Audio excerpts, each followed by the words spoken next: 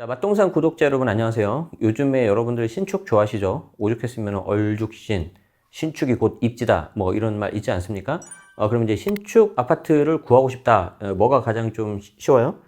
분양권이죠, 분양권. 물론 이제 조합원 입주권도 있고 다른 것도 있는데 이미 지어진 준신축을 사는 것도 있는데 다 비싸고 오래 걸리기 때문에 우리는 이 분양권에 대해서 살펴볼 건데, 이 분양권하고 여러분들이 또 좋아하는 게 뭐냐면 바로 비과세예요. 비과세, 양도세, 비과세. 그래서 이 양도세 비과세 할 때 분양권이 끼어 있으면 어떤 식으로 과세 체계가 달라지는지, 뭘 조심해야 되는지 볼 건데, 결론적으로 분양권 두 개를 가지고 있다면 먼저 파는 그 녀석은 일시적 2주택 비과세가 안 돼요. 이거 안 돼요. 어떤 내용인지 보도록 하겠습니다. 자, 이런 질문 제가 요즘에 많이 받는다는 거죠. 분양권이 두 개가 있는데 일시적 2주택 비과세 되나요? 이게 될 수도 있고 안 될 수도 있어요. 왜 그러냐? 조건이 달라서 그런 거예요. 어떤 조건이 달라서 되는지 제가 사례를 보여드릴 건데, 그 전에 분양권 세금 기초.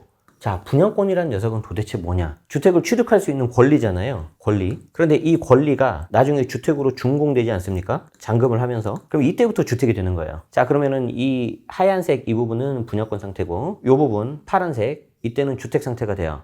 자, 그럼 내가 분양권을 전매한다고 하죠. 거래할 수가 있거든요. 분양권을 가지고 있다가 1년 미만 보유해서 팔면 양도세가 무려 70%가 나오고요. 1년 이상 가지고 있다 팔아도 60%가 나와요. 언제까지? 준공될 때까지. 이때는 2년, 3년, 4년 이렇게 오래 들고 있다 하더라도 최소 60% 양도세를 내야 됩니다. 이거 조심하셔야 되고요. 자, 그리고 나서 주택으로 준공되잖아요. 그러면 이때부터 시작하는 거, 다시 또 오늘부터 1일이에요. 자, 그러니까 분양권 1년 가지고 있고 주택 1년 가지고 있으면 두 개 합쳐서 2년이 되는 거다? 아니라는 거지. 요거. 그래서 분양권은 분양권, 주택은 주택. 자, 그러니까 주택으로 준공되면 다시 이때부터 보유기간이 카운트가 되기 때문에 이때 주택을 팔면 1년 미만 70% 나옵니다. 양도세. 엄청 나오죠? 자, 1년 이상 2년 미만이면 60% 나오고요. 그리고 2년 이상 되면 기본세율 6에서 45. 혹은 여러분들이 가장 좋아하는 비과세가 가능하다는 거죠. 그래서 여러분들이 양도세 비과세는 뭐만 해준다? 주택만 해주는 거예요. 주택만. 분양권 자체는 안 돼요. 이걸 먼저 머릿속에 넣으셔야 되고요. 나중에 제가 기회되면 해드리겠지만 재개발, 재건축, 조합원 입주권 같은 경우에도 비슷하다. 자, 그러면 일시적 2주택 비과세를 여러분들이 좋아한단 말이에요. 근데 이 일시적 2주택 비과세가 주택을 가지고 있고 주택을 가지고 있을 때, 우리 지난 영상에서 이미 했잖아요. 종전주택 A가 있는 상태에서 1년 지나고 나서 신규주택 B를 사야 돼요. 붙여서 사면 투기소유로 보겠다는 거죠. 자, 그리고 B를 사고 나서 3년 안에 종전주택 A를 매각해야지 이 녀석이 비과세가 되는데, 이때 3년이라는 시간은 이제 절세 유통기한, 처분기한이 생기는 거죠. 자, 그리고 이때 매각하는 A는 2년 이상 보유 또는 거주, 취득 당시 조정대상 지역이면 이 요건을 당연히 갖춰야지 A가 비과세가 되는 겁니다. 이게 가장 기본적인 주택과 주택의 일시적 2주택 비과세예요. 자, 그런데 여기에 분양권이 만약에 추가가 된다. 나는 A, B 두 개 가지고 있어서 일시적 2주택 비과세가 되는 걸로 생각을 했는데, 만약에 분양권이 추가가 된다. 그러면 이 분양권이 주택수에 만약에 잡힌다고 가정을 해봐요. 그럼 몇 주택이에요? 하나, 둘, 셋, 3주택이죠. 그러면 일시적 2주택 비과세가 돼, 안 돼? 안 되죠. 일시적 2주택이어야 되는데 일시적 3주택이 돼버리잖아요. 자, 그래서 이 경우에는 A가 비과세가 안 돼버려요. 그런데 조건이 있어요. 이 분양권이 21년 1월 1일 이후에 취득한 거여야 돼. 그러면 그 전에 2020년 12월 31일. 자, 이 경우에는 주택수 들어간다, 안 들어간다? 안 들어가요. 이게 좀 어렵죠. 자, 그래서 이 경우에 따라서 이제 여러 가지 사례들이 나옵니다. 그래서 내가 분양권 신축을 받고 싶은데 분양권을 취득한다. 그러면 다른 주택 비과세 받을 때 어떻게 해야 되는지 여러분들이 반드시 이제 여기서부터 잘 보셔야 돼요. 자, 분양권 주택수는 아까 말씀드린 것처럼 21년 1월 1일이 되면 그날부터는 취득세 주택수 그리고 양도세 주택수 모두 다 들어가고요. 이미 그 전에 2020년 8월 12일부터는 취득세 주택수도 들어가기 때문에 이것 때문에 취득세 중과가 들어가죠. 우리 취득세 중과 피하는 거 분양권 상태에서 증여해가지고 피하는 거 우리 봤어요. 여기 아마 링크 나올 겁니다. 이 영상 보시면 되고, 오늘은 양도세다. 자, 그러면 아까 말씀드린 것처럼 A, B 두 개가 있는데 분양권이 취득이 되면 이 녀석이 주택수에 잡히니까 A주택이 비과세가 안 된다고 했어요. 자, 그럼 이제 구체적인 사례를 봅시다. 그러면 일시적 2주택 비과세가 되는 케이스가 뭐냐? 첫 번째 케이스가 주택이 있는 상태에서 1년 후에 분양권을 취득을 하고, 여기서 중요한 거,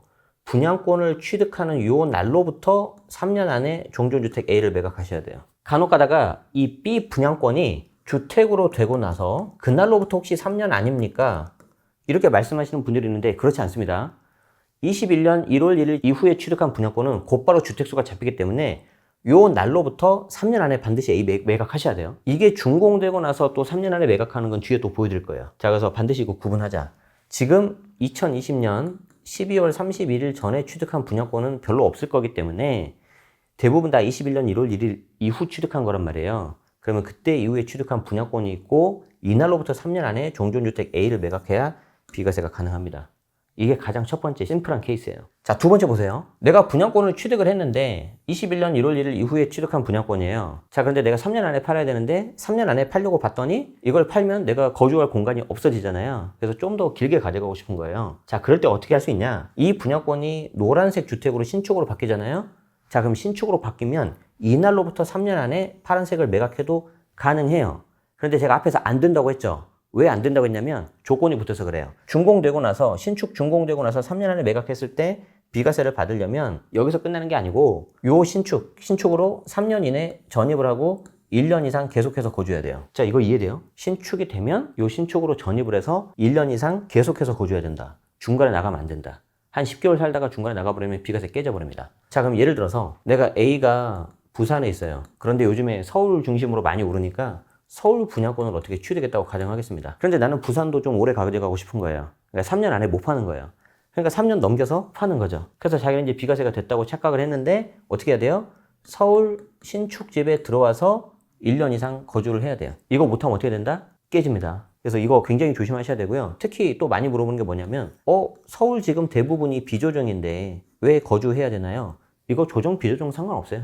그냥 무조건 거주하셔야 돼요. 그래서 일단 주택이 있는 상태에서 분양권을 취득했을 때 종전주택 비과세 만드는 방법. 첫 번째는 그냥 3년 안에 팔아라. 아니면 3년이 넘는 경우에는 반드시 여기에 들어가서 살아야 된다. 이 두 가지를 먼저 기억하셔야 돼요. 자, 그런데 여러분들 케이스가 딱 이 두 가지만 나오는 건 아니겠죠? 나는 분양권이 있고요. 그 다음에 주택을 살 거예요. 근데 내가 분양권이 아까 주택수에 들어간다고 했으니까 이거 사고 나서 1년 후에 취득을 해서 B를 사고 그 다음에 3년 안에 A가 분양권이 주택으로 되면 그때 비과세 될까요? 왠지 될 것 같죠? 안 돼요, 이거. 이거 비과세 안 돼요, 이거. 왜냐하면 이 상태가 분양권이면은 분양권 상태에서는 어차피 비과세가 안 되고 더 중요한 건 뭐냐면 우리 세법 조문 비과세 특례에 A 분양권이 있는 상태에서 그 다음에 주택을 사가지고 일시적 주택 비과세를 만드는 이런 특례가 없어요. 비과세라는 게 그냥 하는 게 아니라 뭔가 혜택을 크게 주는 거기 때문에 법에서 정해져 있어야 된다. 이거 헷갈리시면 안 됩니다. 자, 여기 보시면은 여기 나와 있어요. 좀 어려운 내용인데 여기 보면 소득세법 시행령이라고 있다. 여기에 대해서 조금 더 공부하고 싶으신 분들은 소득세법 시행령 156조의 3을 보시면 됩니다. 그래서 제가 처음에 말씀드렸던 3년 안에 팔아서 만드는 방법 두 가지가 2항하고 3항에 들어가 있어요. 이제 좀 더 깊게 공부하실 분들은 여기도 보시면 좋을 것 같아요. 자, 그런데 재밌는 케이스가 하나가 있어요. 제가 처음에 분양권을 사고 그 다음에 주택을 사면 일시적 주택 비과세가 안 된다고 했죠. 자, 근데 내가 처음에 산 분양권이 주택으로 준공이 됐어요. 그럼 이 녀석은 주택이잖아요. 분양권하고 주택이 다르니까. 그리고 나서 다시 1년 지나서 신규 주택 B를 사잖아요. 그럼 이건 그냥 3년 안에 매각하면 일시적 주택 비과세가 가능해요. 이건 가장 처음에 본 주택 플러스 주택 일시적 주택 비과세가 모양이 똑같잖아요. 자, 그래서 이때 분양권은 2020년 12월 31일까지든 그 이후든 상관없이 주택 준공되고 나서 1년 지나서 B주택을 사면 되는데 만약에 1년이 안 됐다. 그러면 일시적 2주택 비과세는 안 돼요. 다만 일시적 2주택 비과세는 안 된다 하더라도 하나 팔고 남은 하나에 대해서는 비과세가 가능하겠죠. 자, 조금 어려운 사례를 볼게요. 분양권 사례. 분양권만 두 개인 사례. 내가 A 분양권을 샀다. 그리고 B 분양권을 샀다. 그리고 이 A 분양권이 신축 A로 바뀌고 주택으로 바뀌고 B 분양권이 다시 B 주택 신축으로 바뀌었다. 그리고 다행히 이 두 개가 1년 후 취득이 됐다. 이 경우에 일시적 2주택 비과세가 될까 안 될까? 왠지 될 것 같잖아요. 이 경우에도 일시적 2주택 비과세는 안 돼요. 처음에 이게 주택수가 들어가기 때문에. 그래서 이 두 가지 경우에 A하고 B가 나중에 주택으로 됐는데 이 상태에서 나중에 일시적 2주택 비과세가 되려면은 이 분양권이 2020년 12월 31일 이전에 취득한 거여야 돼요. 자, 여기서부터 이제 어려워지죠. 자, 이렇게 돼야 돼요. A 분양권이 2020년 12월 31일 이전, B 분양권도 2020년 12월 31일 이전.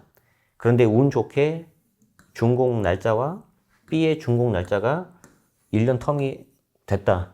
그러면 똑같아요. 3년 안에 팔면 돼요. 이건 되는데 왜 앞에 건 안 되냐면 이 녀석은 주택수가 안 들어가서 그래요. 근데 앞에 거는 주택수가 들어가기 때문에 안 된다. 사실 이런 경우는 사실 많이 없는데 질문들을 하시기 때문에 제가 좀 가져왔습니다. 그래서 분양권이 있는 경우에 일시적 주택 비과세 만드는 거 어렵죠. 그렇지만 우리는 뭘 기억하면 돼요? 설령 일시 1주택 비과세가 안 된다 하더라도 두 개 중에서 하나 팔아서 세금 내고 남은 하나에 대해서는 언제든지 비과세가 가능하다. 그렇기 때문에 뭘 먼저 팔아야 돼요? 안 좋은 걸 먼저 팔아야 돼요. 그리고 나중에 좋은 거를 팔아서 비과세를 전체를 받는 게 훨씬 유리하다. 아까도 말씀드린 것처럼 이 원인이 이것 때문에 그래요. 21년 1월 1일부터 취득세는 물론 양도세 주택수도 같이 포함돼 버리기 때문에 그래요. 그래서 분양권은 주택으로 완공이 되지 않고 그냥 서류상, 권리상으로 있기 때문에 원래는 주택이 아니고 주택수도 안 들어갔었는데 이게 이제 날짜가 이렇게 되면서 규제가 들어가면서 이렇게 됐습니다. 지금 벌써 시간이 4년 뭐 이렇게 3년 이렇게 지났는데 여전히 이렇게 계속 돼 있는다는 게 좀 저도 퀘스천이긴 해요. 좀 이렇게 정상화돼서 좀 규제가 완화됐으면 좋겠어요. 자, 그래서 이거 말고도 제가 오늘 한 5가지 정도 가져왔는데 원래는 이거 말고도 훨씬 더 많이 있어요. 그런데 여기까지 하면 이제 너무 어려울 것 같아서 일단 이 정도만 하고요. 사전에 미리 꼭 세무사님하고 검증하셔서 비과세 놓치지 마시고 잘 받으시기 바라겠습니다. 그래서 모두 다 신축 아파트 들어가시면 좋겠습니다. 고맙습니다.